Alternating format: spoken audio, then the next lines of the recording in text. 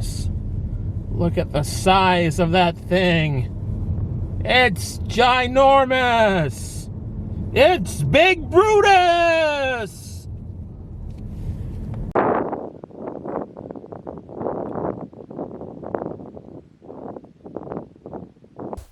Hello! I'm Tom Varner, and welcome to Adventures in TV Land. For today's adventure, I've come to West Mineral, Kansas, to see Big Brutus, the world's largest electric shovel.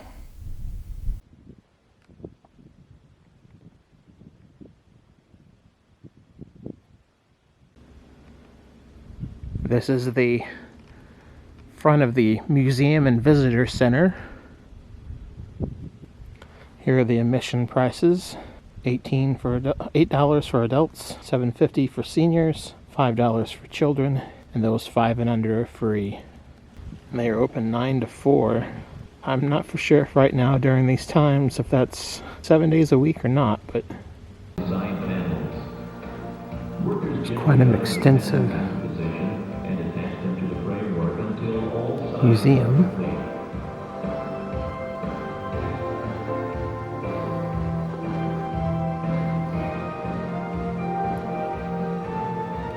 It's a diorama of Big Brutus.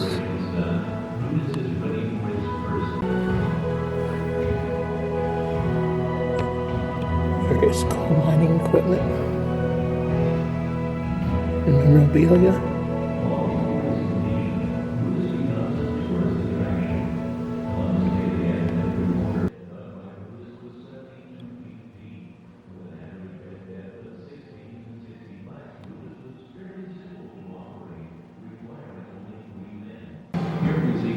Model of Big Brutus. Model of a deep shaft coal mine.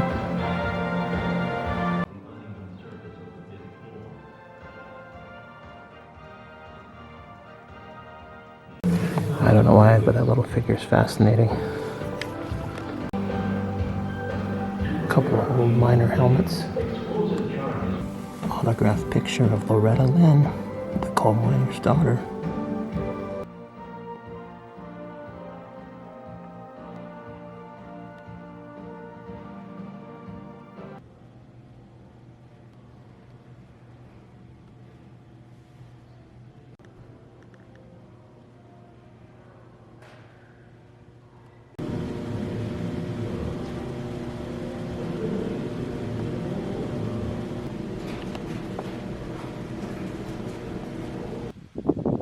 This is the first fire bell used by the West Mineral, Kansas Fire Department. Alright, this sign here is talking about the cable right here. Runs all the length of the sidewalk there. That cable was the hoist cable used to lift the bucket of Big Brutus. It weighs 25 pounds per foot, and there was 800 feet of it on each side of the hoist. It only lasted about 6 months before it would break and need to be replaced.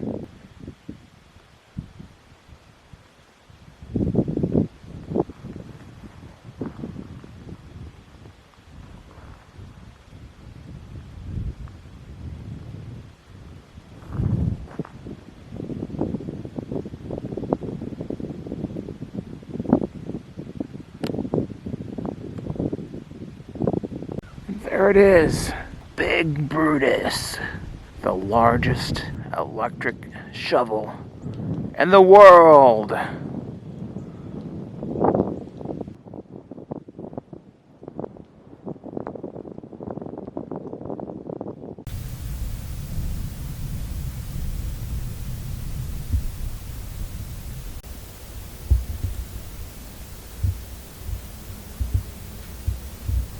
Now, Big Brutus is the largest electric shovel in the world. However, it wasn't always that way. There was actually at least one, if not two other shovels, electric shovels, that were bigger than Big Brutus. But those shovels were dismantled and sold for scrap metal. That same fate almost happened to Big Brutus. But luckily, some local historical groups and historians, they got together, and through the help of some politicians, they made a plea, and they were able to save Big Brutus. And they had some forward thinking, and they turned it into a tourist destination. It really makes you think, honestly, because of how many other things throughout history that we have lost just because people decided to destroy something special for some quick cash. Big Brutus is taller than a 15-story building, and from bottom to the top of the boon is 160 feet tall. When it was operational, with the boon attached, it weighed over 11 million pounds. Now, without the boon there, it still weighs over 9,300,000 pounds. Now, the company that owned Big Brutus, originally, they tried to find a buyer for it and were unable to do so. And so then they were going to sell it for scrap. And that's when the historical people, they stepped forward and they began the attempts to preserve it and to save this magnificent piece of human ingenuity from extinction. Big Brutus was so large that without dismantling it, it would be impossible to move. And so 3 men who operated it, on the last day that they knew it was going to be operational, they dug this pit so they could place it inside, because they knew that the rest of the lands were going to be reclaimed. And thus, they were forward thinking as well, because they had made a decision to save this giant shovel from being a relic of history.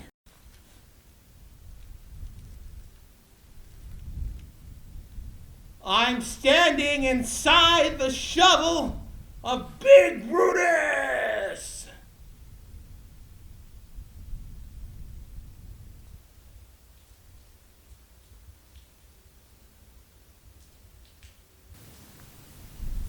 A 6-foot man could fit inside the tread.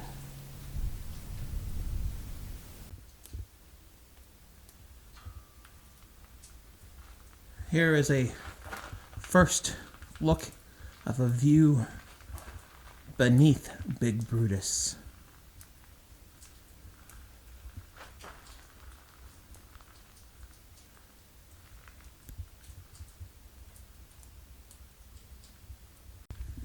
There's a sign here. It says, "Welcome to Big Brutus." Big Brutus is a mechanical engineering landmark and a Kansas historical site. Please treat him with the respect and dignity affected any other museum or historical site. There are some rules there. Basically, no smoking, eating, drinking, no pets. Please treat him with respect. No horseplay, and only use the entrances that are open to be used. And lastly, please watch your step.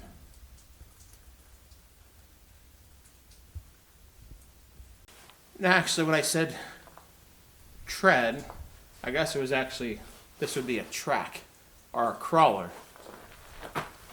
Each one of these things here is a crawler. Instead of a leg or a wheel, there are 4 crawlers on Big Brutus, and each crawler consists of 2 tracks, and each one of those tracks consists of 32 pads. That's this big thing here. 32 of these suckers. And each one of those pads weighs a ton each. A ton!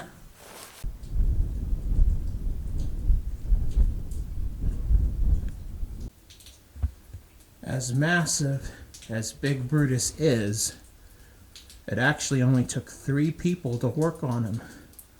Or to make him work, I should say. 3 people were all that were required to operate this giant beast of a machine. Look at all those, just little wheels, rollers. That's how Big Brutus turned, or part of the way he turned.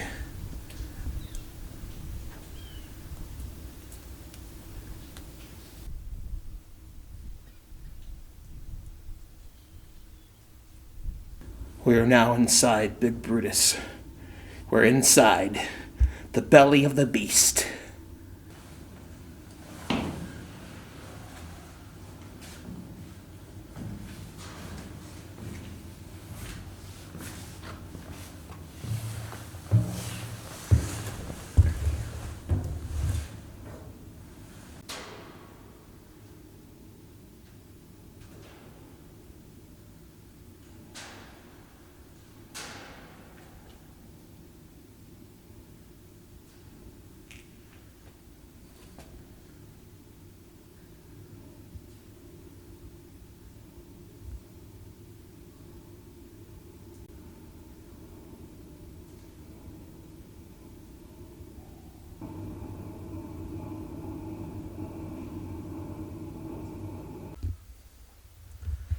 This is the operator's room.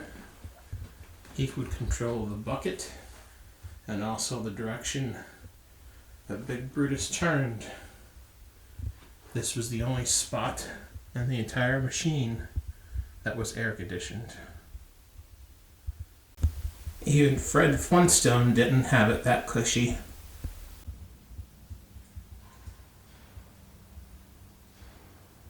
It should be noted that Big Brutus was restored through the help of many volunteers.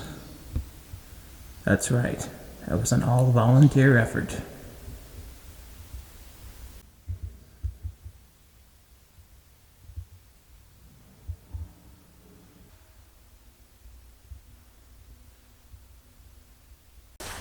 So, funny story, I was inside there looking around.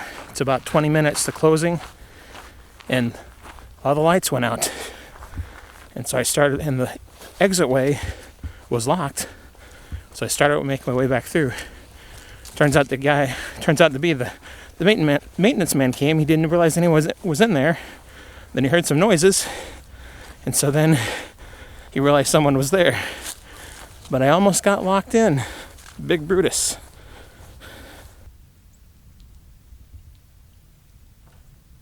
Now over there is a dredge, I believe is what they said it's called. It is open, but unfortunately, because the hours are closing, I don't have time to see it.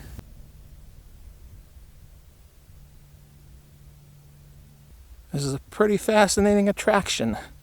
If you're ever in the southeast Kansas area, I highly recommend you come out to see Big Brutus. Well, this has been another adventure in TV land. Thank you for watching. If you've liked this video, hit the like button. If you disliked, hit the dislike button. Subscribe to my channel for further content and ring that bell for email notifications.